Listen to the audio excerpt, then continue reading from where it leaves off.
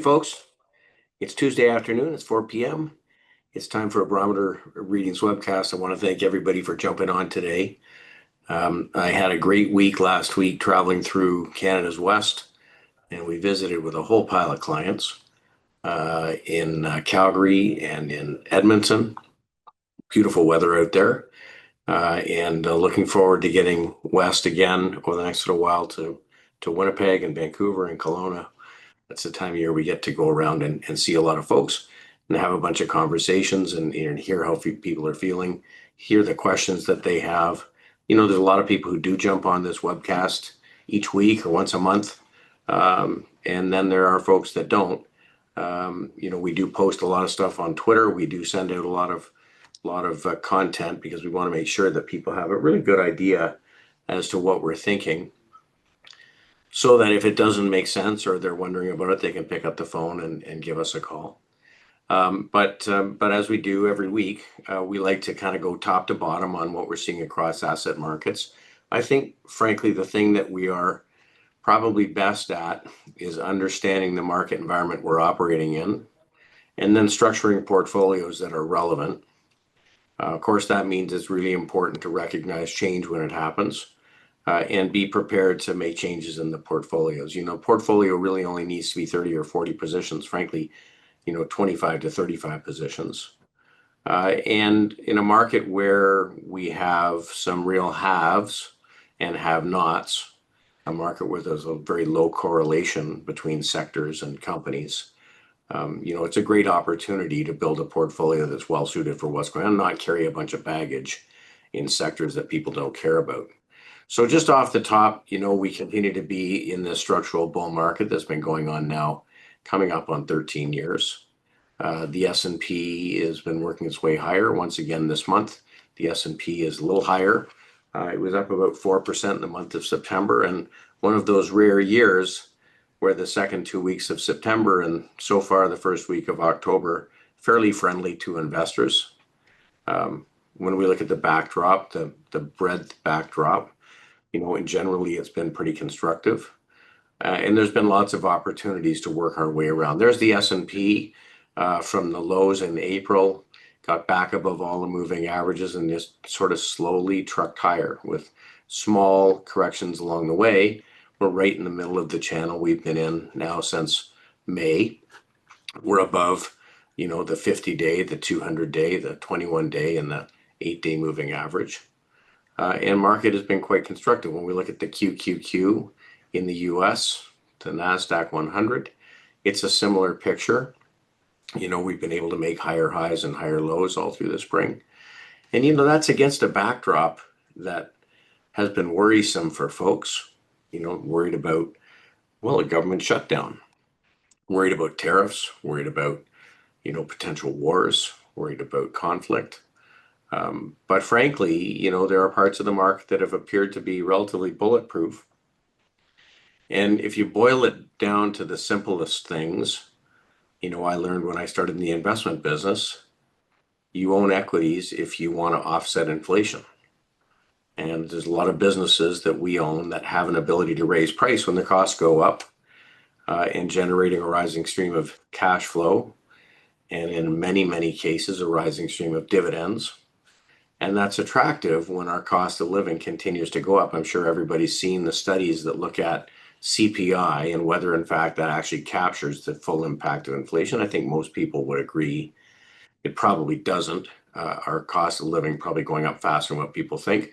One of the things I noticed this week is Russell 2000, which is more of the small cap universe, is really pushing against highs that we haven't seen since 2021. So maybe that's a change. It's something that we're going to have to watch because it has been a large cap driven market. The Russell 2000 has been a laggard, and it is threatening to break out to new highs here. So something that we're certainly watching. We notice in our Canadian market, especially given some of the strength in natural resources, there's been some smaller companies performing very, very well. US market, obviously different makeup, but certainly something worth watching. What we have spent a lot of time talking about is what's happening in the rest of the world.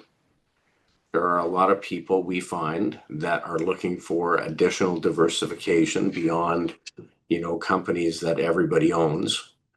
When we talk to international investors, we know they are considering taking money home to their local markets.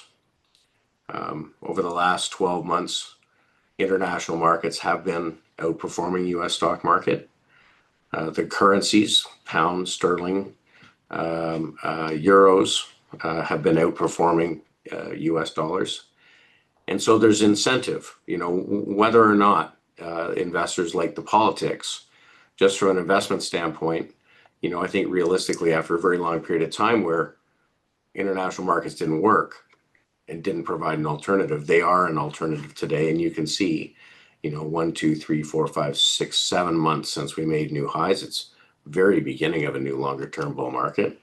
And we see that in Europe, a similar picture. We see Japan marching its way higher over the last few months, up 23% since it made its new high. But, that pales in comparison to the 2,800% that the market rallied over 20 years leading up to 1989. Singapore has been rallying relative to the S&P and continues to look very, very good. South Korea is having just a great rally, better than 86% of companies in the S&P. Taiwan is in there too. And Shanghai, making new highs for the first time in 10 years. So it's great when we see buying spread across more markets. It opens up more opportunity for diversification. We know that valuations for international stocks have been considerably lower. And we know the sectors that make up international markets, in general have been behaving pretty well. Africa, relative price strength. And part of this is South Africa, part of it is other parts, but very sharply rising relative strength. What a rally, we've seen really since April. The AFK ETFs moved from $15 to $24. That's a very significant move. South American markets are performing well also. Peru, impacted by precious metals and copper. So different parts of the world supply different areas of expertise and different values. It's very interesting. Even emerging markets, since January of this past year, have had improving relative strength versus the U.S. stock market. This is the PIE ETF, made up of emerging market equities. We've talked about how, emerging markets go through long periods of underperformance and then long periods of outperformance. I think it's relevant that even just last week, when we look at how markets did, the S&P's at the far left here, and the Hang Seng's at the far right with almost a 4% return on the week, and the MSCI Emerging Markets ETF very, very strong. Frankly, if we look at the 6-month rate of change, when you see a significant pickup in the rate of change, often it means we are early stage in a nice new rally. And certainly, today in the 84th percentile of the last 20-year 6-month periods. So some momentum coming into emerging markets. TSX continues to kind of march higher, despite everybody's concerns about the weakness in our domestic economy. Certainly, employment has been weak. There have been changes around the edges on levels of immigration and how that might impact the economy. But the MSCI All World Index has made a significant turn versus the equally weighted S&P. And the TSX has made a significant turn. And so we like to make sure we are recognizing that. And that's one of the reasons we've been busy increasing our weight in international securities. On the fixed income side, it's more sort of the same. We saw that generational low in 2020.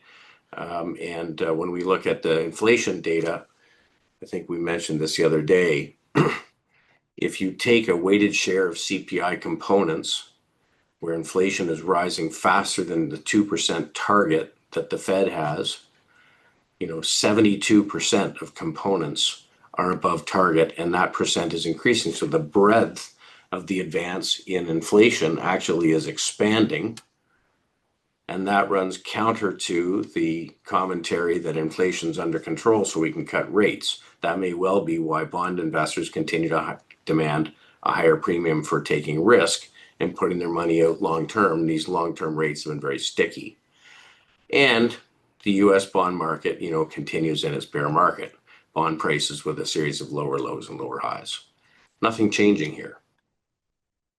When we look at commodities, Since the global tightening cycle started to end, September of last year, we've seen commodity prices marking their way higher, led by gold. This is a long-term picture. We saw the reversal up in 2020, and certainly no sign that's coming to an end. Gold is now up 94% since it broke out. And I was apologizing for putting it in portfolios. I was afraid people were going to think we were gold bugs. Oh, somebody's telling me that my audio is not working. Well, let's hope that it is. Huh. Take a look. Well, it tells me that it's working. Maybe somebody send a question and tell me whether or not you can hear my audio.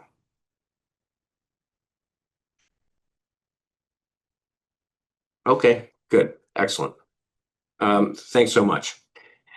So going back to gold for a second, and I don't want to beat a dead horse. I mean, it's wonderful that gold has rallied 94%.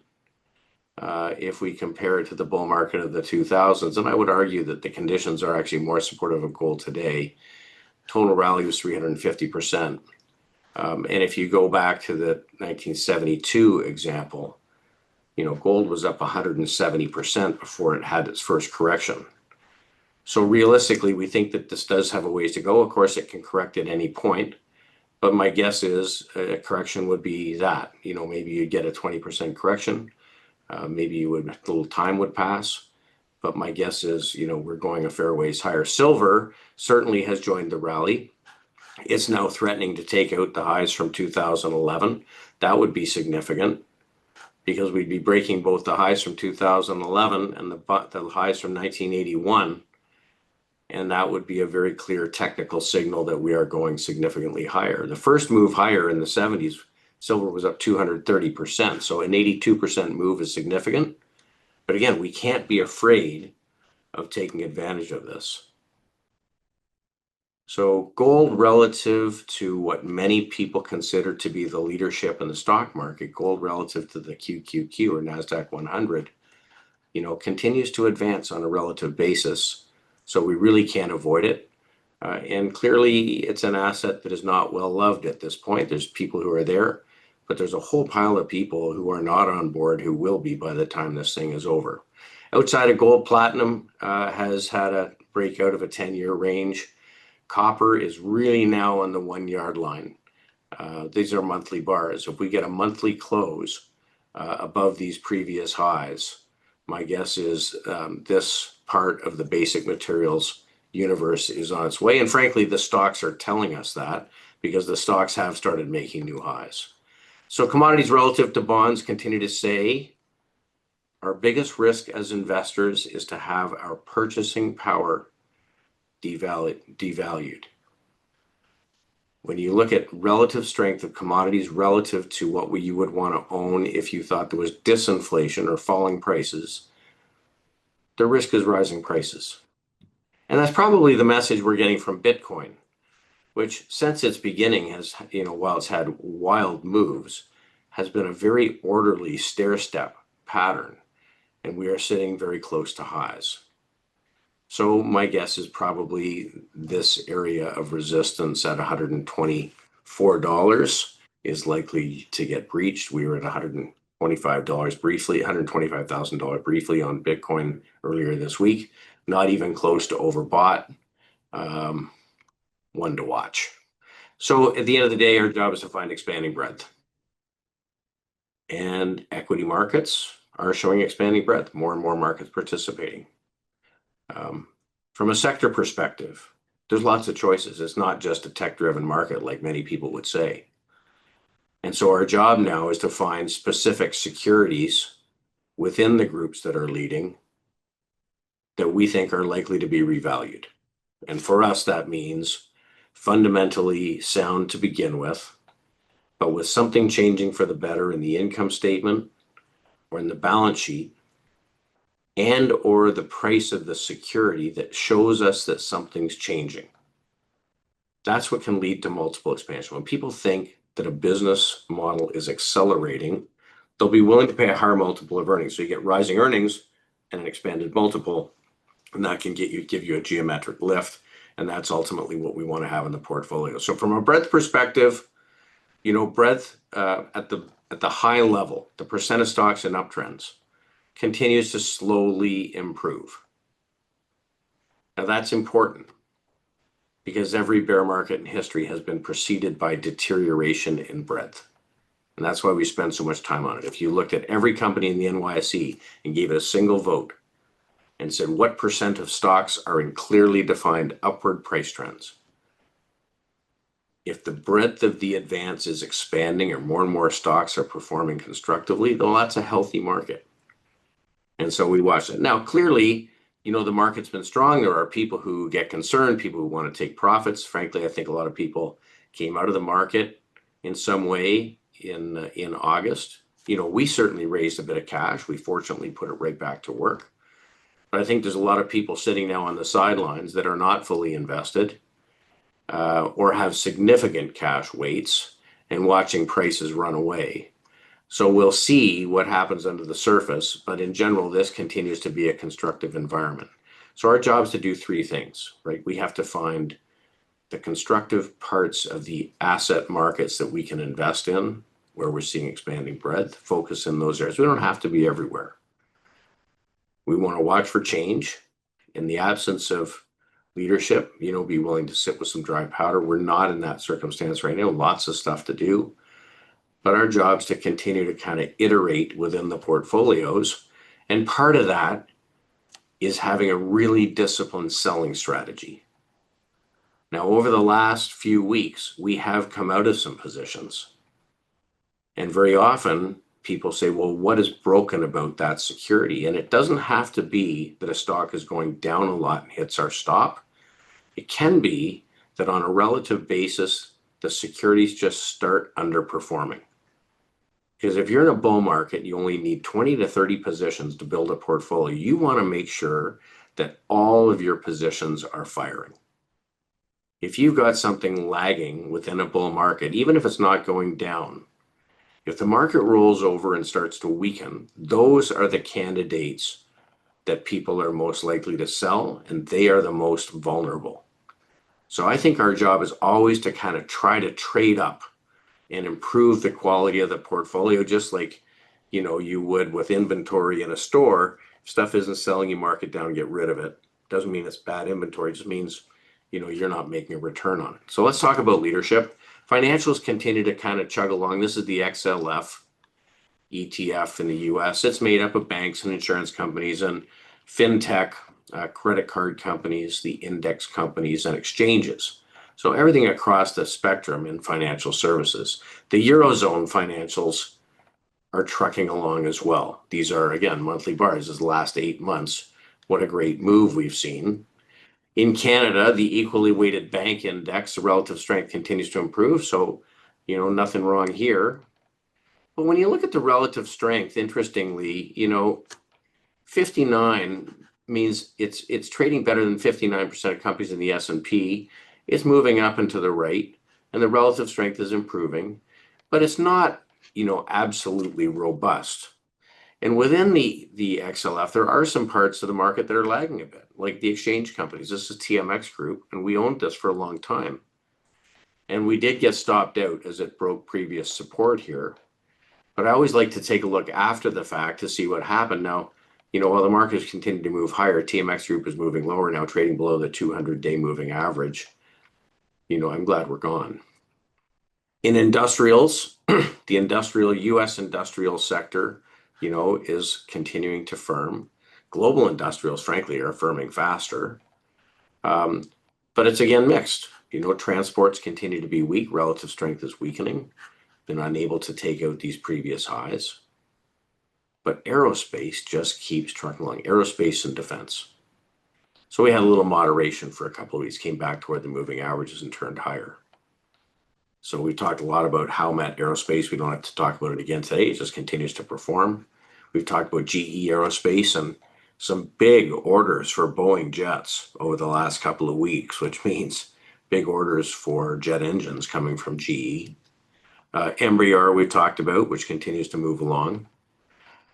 But our ownership within the defense sector has broadened over time. RTX, the old Raytheon, is a broadly diversified company in jet fighters, in the Patriot missile systems that are defending some of the parts of the world that are in conflict.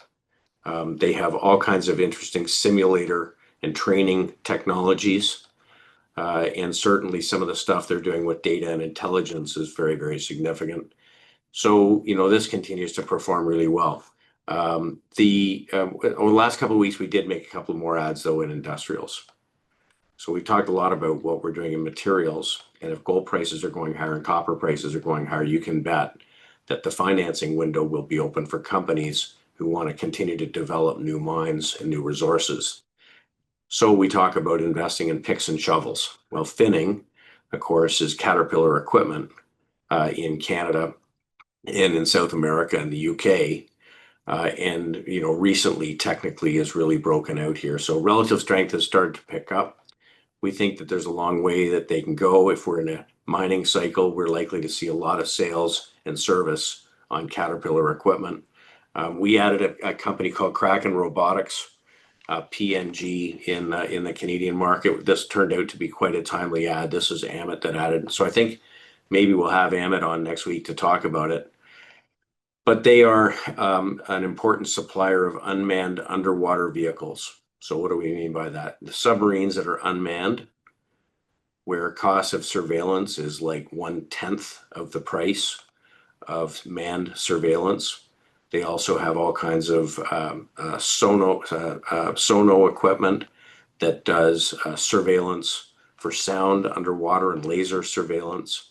And we know defense spending is picking up everywhere in the world. So a small company, about $1.8 billion, and certainly has really started to lift here. By some measures, this could trade to $10 or $12 in the near term. So interesting, they continue to win contracts. On the gold mining front, the miners are now moving up faster than gold, and that would be typical. We talked about that over the last few weeks.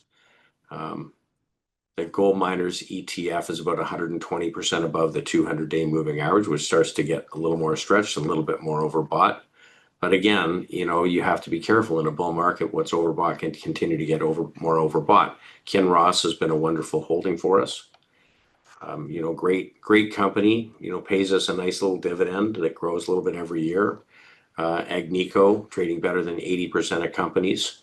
This is a multi-jurisdictional company with very, very low operating costs, very strong management, and in safe jurisdictions. And again, you don't think about a gold company as a dividend growth stock, but certainly Agnico has been that, and they are returning capital to shareholders. My guess is earnings are going to come in well ahead of expectation, because the difference in the cost of production for most of the miners versus price of gold, and I keep having to update this chart, and I realize it keeps getting behind again. We're pushing $4,000 yesterday for an ounce of gold.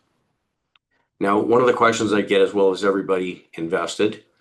These are the flows into the GDX, which is the largest gold producers ETF. And I've shown this a couple of times, and I realize it's a little bit oblique. If you look at it another way, this is the price of the GDX, and this is the number of units that are outstanding.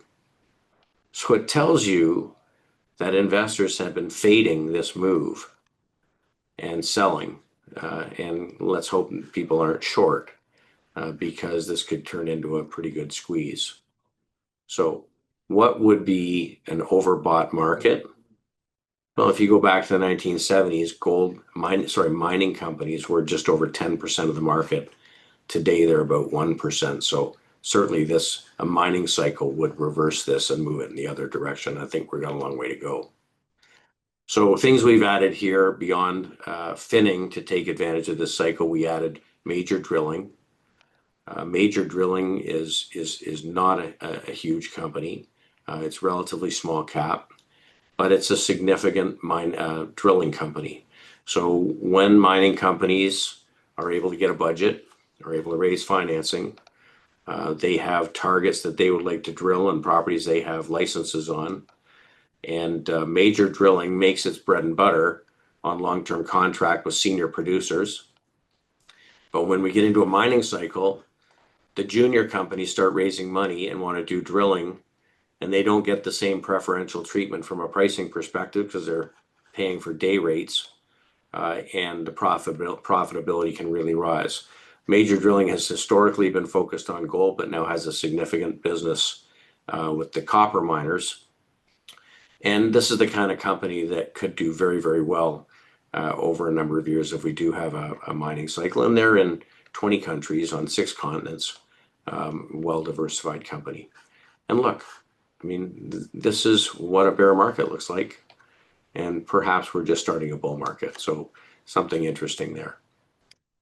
Uranium continues to move along, and Cameco just chugging higher month by month, now up 112% since it made its first new high just about a year ago. Last bull market was up 2,250%, so we don't know what is going to happen, but we know that's something that certainly can happen. Copper producers, I mentioned copper was looking to make new highs. Copper producers are, and we do have quite a good size position in Hudbay mining. We like Hudbay because it is a pretty pure play copper producer, a little over 70% of its revenue coming from copper. As we look forward, Copper World is their biggest development, and that will come into play over the next couple of years. But at the end of the day, Canada and the U.S. pretty geopolitically friendly. The U.S. is clearly trying to push capacity higher for production in the U.S. and accelerate things. And then they do have a good sized position in Peru, which is pretty mining friendly. So again, I think probably fairly early days. This is the bear market that Hudbay went through from 2007 through 2024. Very early days. So miners across the board, sort of interesting. On the energy front, we talked a little bit about energy 2 weeks ago. We said that we were topping up our energy position. We've started to see the long-term moving averages turn higher. This is the XEG, which is an ETF made up of Canadian energy companies. The Canadian energy companies in general have been behaving better than the U.S. energy companies, partly because a lot of them have very long life reserves. But we are seeing a little bit of a tip higher in the relative strength. And we'd like to focus in the leaders. We think Imperial is the leader and has been over the last 2 years, best performer in the bunch. And it can go on a long time. We talked about Tamarack Valley, which is producing in the Clearwater, where they're using water flood technology to stimulate wells to produce more quickly. We have a position in Headwaters that we put on. And so I think our energy weight up to about 12% of portfolios. Communications, continue to do pretty well. And while we have reduced our weight here, we sold Meta and we sold Netflix. Relative strength has been waning. There are other things to do. Take-Two on the video game side has been performing really well. And of course, Google has been chugging along, and Sea Limited has been chugging along. Electronic Arts is being taken out. So the deal looks like it's around $210, but it's going to take some time to get it done. James opted to take the gain here. So over the last 2 weeks, we have reduced 3 large positions, but we're getting relative performance out of others, so it continues to be an important group. Technology. For all the worries we've all had about tech, large cap tech in general continues to be quite strong. Microsoft has continued to be a pretty good position. And the semiconductors have had a nice boost over the last 2 weeks. Lam Research, which would be one of our 3 biggest positions, has had about a 40% move over the last 3 weeks. And SciTime, which James added about 3 weeks ago, really continues to perform very nicely. So this market is one where we have to continue to target. It's interesting, when we look at the sectors, the have-nots, just nothing is changing. Like, look at the consumer staple stocks. Now, maybe this is partly the impact of 20 million people taking GLP-1 weight loss drugs. That's possibly it. But look, we're trading below all the moving averages. You would expect if people thought the economy was in trouble that they would want to buy consumer staples like Walmart and Costco and Procter & Gamble and Philip Morris. But certainly no performance here. We sold our Loblaws a couple of weeks ago. Relative strength started to wane. And consumer discretionary as a group, as opposed to staples, hit a new relative strength low today.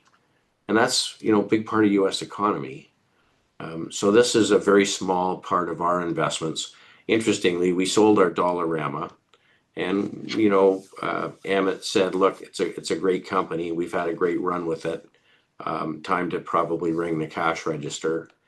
It appears that cyclical stocks are outperforming these more defensive companies. And James and I were looking at some of the big consumer discretionary names today, Nike and Starbucks. Boy, they do not look very good. So between those companies and the home builders, I think they're telling a story about the U.S. consumer, because the home builders, tried to rally and just have completely failed here. And frankly, the mortgage REITs, the REITs that are invested in mortgages, have really started to fail. And of course, relative strength is caving. So this is really a market of haves and have-nots. Real estate investment trusts continue to be quite weak. All of these are seen generally to be fairly defensive sectors, and pipelines in the U.S. continue to be difficult, even though Enbridge has been performing pretty well in Canada for us. So things that we can characterize. Dividend growth as a factor or a characteristic in companies is continuing to outperform high dividend payers. Dividend growth is something that should do well if inflation is our concern. If disinflation is our concern, or falling prices, then a high sort of fixed rate dividend stream would be attractive. And the market's telling you that that's not so attractive. Frankly, that fixed income would be attractive also. So we're really in a market where we've got to pick our spots. When we take all of the sectors that we track and plot them on a distribution curve based on what percent of stocks within the group are performing well, how good is the breadth. On one end of the spectrum, we have banks and semiconductors and precious metals and aerospace, metals, steel, oil service, insurance, sectors that we've been focusing on for the last close to 3 years.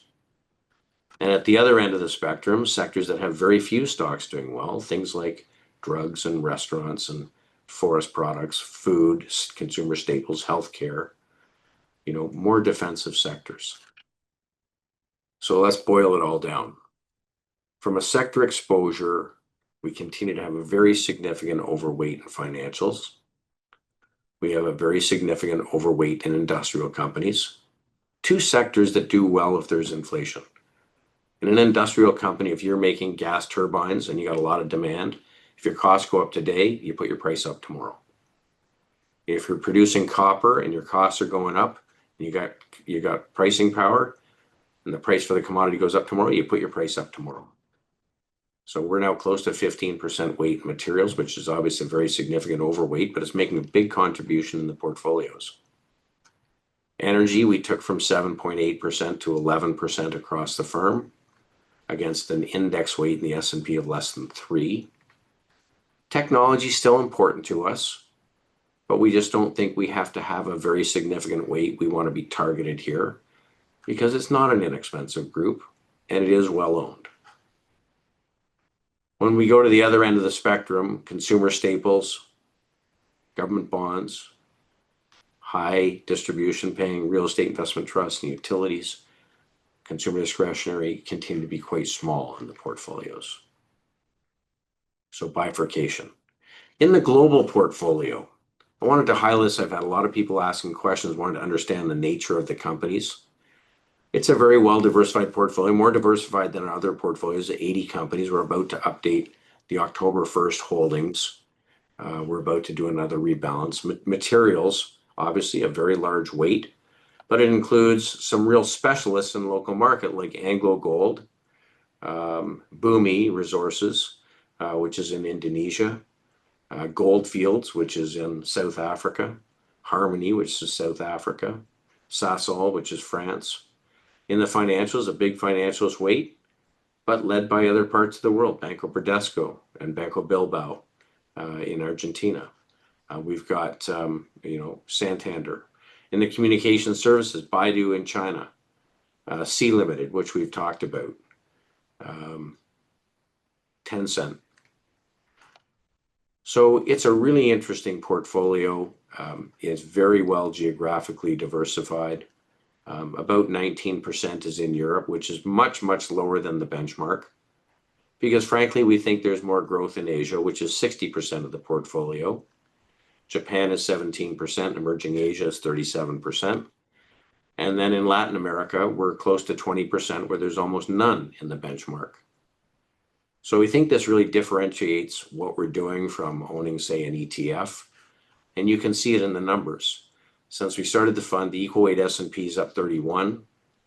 The benchmark, the FTSE All World ex-US ETF, is up 43%. But the portfolio is up 57, about 14% better. And I think that's through portfolio construction. So things we watch, outside equities for a sense that there's some kind of issue coming. Credit spreads, the spread that bond investors are demanding to take corporate risk to buy bonds has been falling. It's basically at multi-decade lows. No real concerns in credit markets. Volatility is solidly within sort of bull market territory where it tends to stay during the strongest of bull markets. And if we look at the time that we've been in this bull market, if you looked at the low in 2022 after the most recent bear market and projected, we've been about 2.9 years. If you took all the bull markets in the last 50 years that lasted longer than 2 years, that didn't fail early stage, most of them lived over 5 years with small interruptions. And a couple of them very, very long-lived. So look, it doesn't pay to try and pick tops. It pays to try and build diversification in the portfolios. I think we're doing that with things like global, things like music, which are really outside of public markets, but a great return contributor. From a sector perspective, owning sectors that are not as well owned, but showing very clear strength relative to the market. And when people say that passive investing is the way to go, just own the ETFs or the benchmarks, we really don't think that this is the kind of market to be doing that in. We're in a bull market and we're hopeful that this is going to continue on. We watch every day for signs of weakness. And if we get weakness, our history is we're going to do our best to play defense when the time comes through being really disciplined sellers. You don't have to pick a high in the market itself. You have to manage the underlying portfolio. And if one by one, some positions aren't working, they'll come out of the portfolio. And if our breadth readings are deteriorating, which they're not right now, we would sit on that cash and a cash position would build. But for now, the fact that we are now coming into the second week of October, we have pretty favorable market conditions. The history is that people who are underinvested wind up starting to chase the market towards year end, and we could get a pretty good finish to the year. So we'll just keep assessing it week by week. With that, let's see if there's any questions. Let's see. Oh, we got a lot. Anonymous attendee, did we keep MDA or sell it? We kept it. We held the long-term moving average, and we've stayed in the position. Noor is asking, do you consider price to net asset value in your selection when building a farm team? So we always look at valuations, but frankly, what we're really looking for is we're looking for improving income statements or balance sheets that could lead to multiple expansion. So of course, we want to see earnings growth and we want to see value. But frankly, we want to see the second derivative, which is acceleration in the underlying numbers. If you have a company that earned 7% 1 year and the earnings growth of 12% the next, and earnings growth of 15% the next, almost for sure, investors are going to start paying a higher multiple for a higher growth profile. And we care more about that. And we also really care about price action because we don't want to get stuck in a low price security that nobody cares about.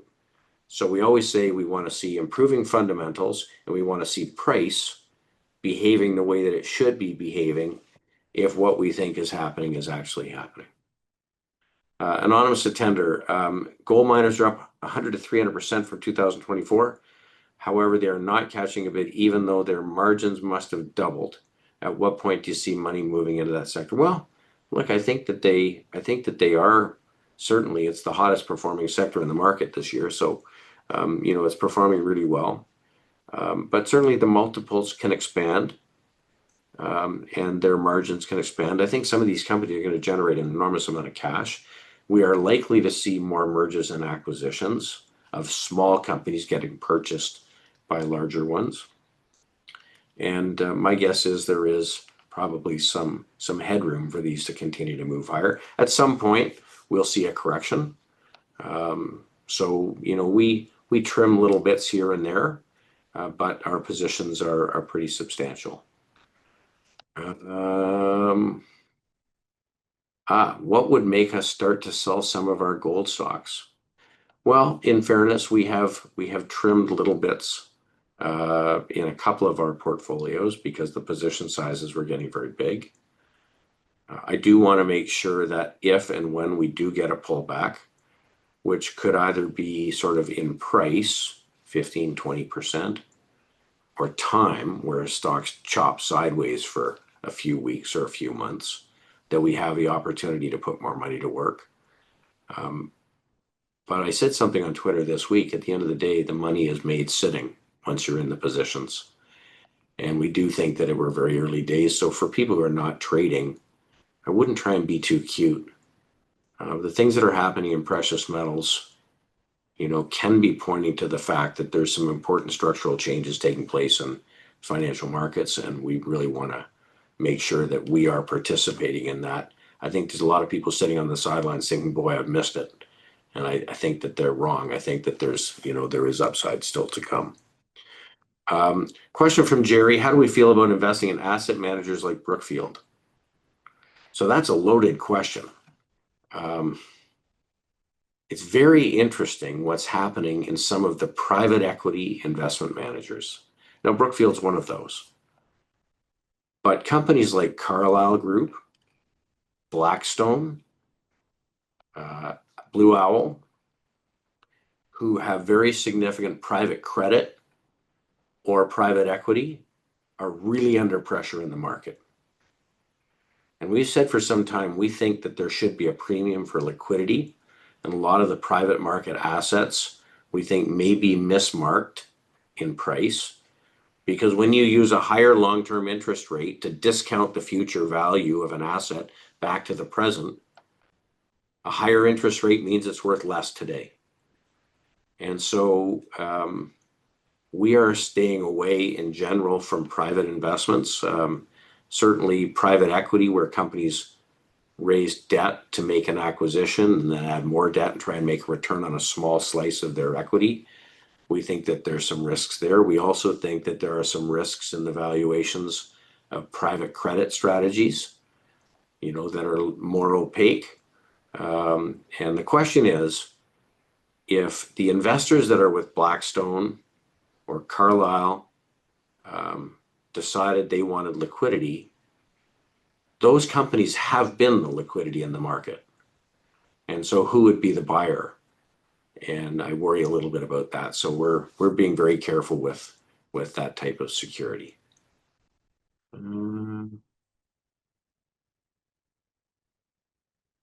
So Ed is asking why REITs are out of favor. Well, we showed a chart a couple of weeks ago that showed what happened to real estate prices when long-term interest rates started to rise in the 1950s. Home prices were negative over the next 30 years. And that's because as the cost of financing goes up, it's hard to pay a higher price for real estate. So real estate markets are correcting. And obviously, some are better, some are worse. But in general, we are being a little bit careful about adding new money, unless somebody is really adding value to the equation. The idea of just owning income-producing assets when the alternative income securities are seeing a higher and higher yield available, it makes a REIT less attractive. I think I got all the questions. Question about Nebius, who's building data centers for Microsoft. I'm sorry, I don't have enough information there to give you a good answer. Noor asked one more question. With markets hitting new all-time highs daily and VIX at all-time lows, well, we just looked at it. They're not exactly all-time lows. They're sort of in the middle of the range. And that global uncertainty, are we expecting a pullback or correction soon? You don't really want to know what we think should happen. What we try to do is use the market as our gauge to tell us what is happening. And when we come on each week and talk about what's happening with market breadth, if you hear us say that breadth is narrowing significantly, that will tell you that we're concerned. And we do it at the sector level, we do it at the market level, we do it at the asset class level. And I would say for equities, the breadth of the advance has been expanding. More and more markets are participating. When we look at the percent of stocks in uptrends in the major markets we follow, that's rising. And in the sectors we're following and that we're focused on, there's haves and have-nots. The haves have been generally seeing improving breadth. So, we don't care about what we think. Let's just use the facts to make decisions. At some point, there will be a correction. I don't know when that's going to be. It's not impossible that, like in other later stage bull markets, you can get a pretty good melt up in prices. And we were talking about this at lunch. It's possible to pick the top, but your timing has to be perfect. And so we're really not in that business. We try and use stop losses to let us stay in our positions as long as they continue to perform. And if things start to weaken, we'll take action. I think that's all the questions. I really appreciate everybody jumping on. Hopefully it's a useful call each week. We've had quite a number of people reach out to us over the last few weeks, and we've had some great conversations with new clients, and we're certainly having great conversations with existing clients. If you got any questions or you'd like to have a conversation, please don't hesitate to reach out. If you're interested, follow us on Twitter at BarometerCA, where we post thoughts through the course of the week. And send us questions beforehand if you want things that you want us to look at. Thanks very much, folks. Have a great week.